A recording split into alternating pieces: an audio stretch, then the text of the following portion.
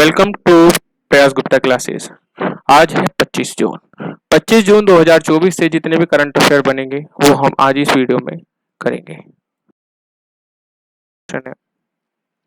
उपभोक्ता मामले, खाद्य और सार्वजनिक वितरण मंत्रालय के तहत उपभोक्ता मामले विभाग में निदेशक के रूप में किसे नियुक्त किया गया है? तो इसको क्वेश्चन का आंसर होगा ऑप्शन नंबर के, मृणाली कुमार दास को। ठीक, कुमार दास कौन है? मृणाली कुमार दास 2007 बैच के एक IRS अधिकारी हैं। उपभोक्ता मामला विभाग क्या है?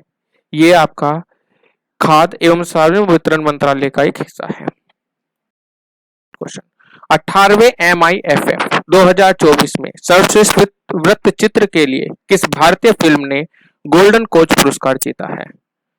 तो ये आपका जीता है द गोल्डन थ्रेड ने। क्या ऑप्शन हो जाएगा आपका? The golden thread. Next question, golden thread है तो भारतीय फिल्म द गोल्डन थ्रेड ने 18वें मुंबई अंतर्राष्ट्रीय फिल्म महोत्सव 2024 में सर्वश्रेष्ठ वृत्त चित्र के लिए गोल्डन कोच पुरस्कार जीता है। MIFF क्या है? ये दक्षिण एशिया का सबसे पुराना और सबसे बड़ा गैर काल्पनिक फिल्म महोत्सव है। MIFF की फुल फॉर्म जो लिखी हुई है वो यहाँ पे है, मुंबई अंतर्राष्ट्रीय फिल्म महोत्सव। ठीक है, Mumbai international film festival. Digital परिवर्तन में नेतृत्व के लिए किस कंपनी ने PSU नेतृत्व और उत्कृष्टता पुरस्कार 2024 जीता है? तो जीता है आपके क्या ऑप्शन? THDC ने। किसने जीता है? THDC इंडिया लिमिटेड ने केंद्रीय मंत्री डॉक्टर जितेंद्र सिंह से यह पुरस्कार प्राप्त किया है। तो इस कंपनी ने किससे? जो आपके central minister doctor Jitendra Singh से यह पुरस्कार मिला है, THDC। इसका पहला नाम आपको पता होना चाहिए, इसका पहला नाम था teary hydra development corporation limited के नाम से जानी जाती थी।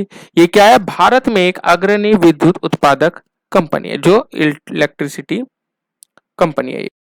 नेक्स्ट क्वेश्चन, किस अंतरिक्ष एजेंसी के दूरबीन ने पहली बार नवजात तारों से गैस जेट को कैप्चर किया है? तो याद रखना, ये करा है ऑप्शन नंबर गे, नासा ने। बात कर लेते हैं नासा के जेम्स वेब टेलीस्कोप ने पहली बार, याद रखना, नासा के जेम्स वेब टेलीस्कोप ने पहली बार नवजात तारों से निकलने वाली गैसों की फोटो ली है। नासा के बारे में बात कर लेते हैं। नासा के फुल फॉर्म है national aeronautics and space agency, जो संयुक्त राज्य अमेरिका की एक अंतरिक्ष एजेंसी है अमेरिका की। इसकी स्थापना कब हुई थी? ये आपको पता होना चाहिए, 1958 में। अब हम बात कर रहे थे JWST, जेम्स वेब टेलीस्कोप दूरबीन। ठीक है, इसका पूरा नाम है। ये एक अंतरिक्ष दूरबीन है जिसे नासा के नेतृत्व में अंतरराष्ट्रीय सहयोग से विकसित किया गया है। और इसमें जो सहयोगी शामिल है वो आपको पता होना चाहिए, अमेरिका के साथ साथ एक यूरोप की अंतरिक्ष एजेंसी और कनाडा की अंतरिक्ष एजेंसी इसमें शामिल है। विश्व का पहला एशियाई किंग, याद रखना, विश्व का पहला एशियाई किंग गिद्ध संरक्षण प्रजनन केंद्र कहां स्थापित किया गया है? यह आपका क्या ऑप्शन हो जाएगा? उत्तर प्रदेश में स्थापित किया गया। इससे बात कर लेते हैं। इस केंद्र का नाम जटायु संरक्षण एवं प्रजनन केंद्र रखा जाएगा। तो याद रखना, ये जो क्वेश्चन था आपका, प्रजनन केंद्र कहां स्थापित है? उत्तर प्रदेश में। इसका नाम जो रखा जाएगा वो इसका नाम रखा जाएगा जटायु संरक्षण प्रजनन केंद्र। उद्देश्य क्या है इसका? गंभीर रूप से संकटग्रस्त एशियाई राज गिद्धों की जनसंख्या में सुधार लाना। एशियाई किंग गिद्ध के बारे में बात कर लेते हैं। इसे लाल सिर वाला गिद्ध भी कहा जाता है। नेक्स्ट,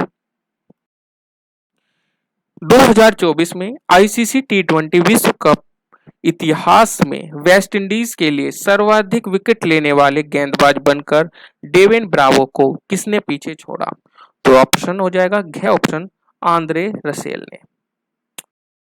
बात कर लेते हैं, आंद्रे रसेल ने दक्षिण अफ्रीका के खिलाफ, किसके खिलाफ? दक्षिण अफ्रीका के खिलाफ ICC T20 विश्व कप 2024 के सुपर 8 मुकाबले में 2 विकेट लेकर डेविन ब्रावो को रिकॉर्ड तोड़ा इसका। ठीक है, कोई दिक्कत? नेक्स्ट, स्पेनिश ग्रैंड प्रिक्स 2024 में सीजन की अपनी 7वीं जीत किसने हासिल की है? तो ये हासिल की आपकी ये ऑप्शन मैक्स वेरेस्टेपन ने। किसने? मैक्स वेरेस्टेपन ने। स्पेनिश ग्रिड प्रिक्स 2024 की बात कर लेते हैं। इसका जो आयोजन होगा वो सर्किट दे बार्सिलोना कैटालुनिया में आयोजन होगा। यह हाई स्पीड और लो स्पीड कॉर्नर के मिश्रण वाले चुनौतीपूर्ण ट्रैक लेआउट के लिए जानी जाती हैं। ठीक है, नेक्स्ट क्वेश्चन, विश्व के सबसे पुराने आबाद दीमक के टीले कहां पाए गए हैं? बहुत इंपॉर्टेंट क्वेश्चन है ये आपका। विश्व के सबसे पुराने आबाद दीमक के टीले कहां पाए गए हैं? ऑप्शन नंबर घ ऑप्शन हो जाएगा दक्षिण अफ्रीका में।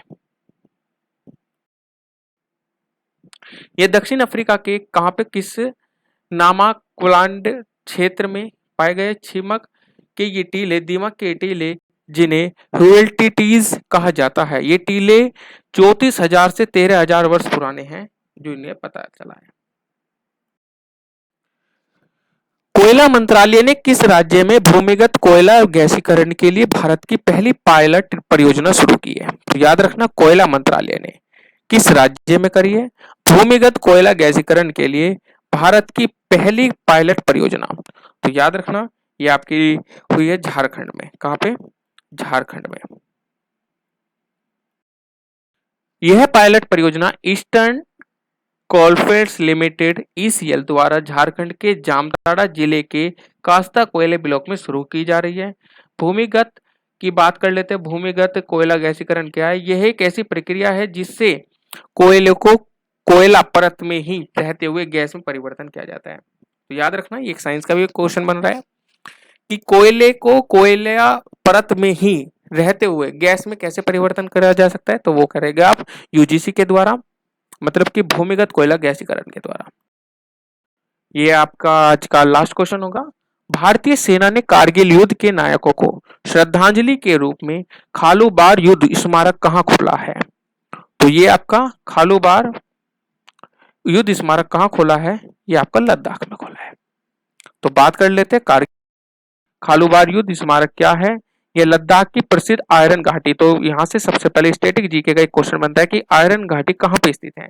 तो आयरन घाटी आपकी लद्दाख में स्थित है। आयरन घाटी लद्दाख की प्रसिद्ध आयरन घाटी में स्थित है। कारगिल युद्ध कब लड़ा गया था? लिखा हुआ है 26 जुलाई 1999 में के बीच जम्मू कश्मीर के कारगिल जिले में ये लड़ा गया था। मैं बात कर लेता हूँ, यह युद्ध किस किस के बीच लड़ा गया था? भारत और पाकिस्तान के बीच लड़ा गया था, जिसमें भारत की विजय हुई थी। मतलब इसमें भारत जीता था। खालूबार युद्ध स्मारक यह उन सैनिकों को समर्पित है। खालूबार युद्ध स्मारक है क्या, समझ लीजिए। यह उन सैनिकों को समर्पित है जिन्होंने कारगिल युद्ध विशेषकर आयरन घाटी में लड़ाई लड़ी थी। ठीक है गाइस, अगर आपको हमारी ये वीडियो पसंद आई हो तो इसको लाइक करें, शेयर करें, सब्सक्राइब करें। Thank you so much.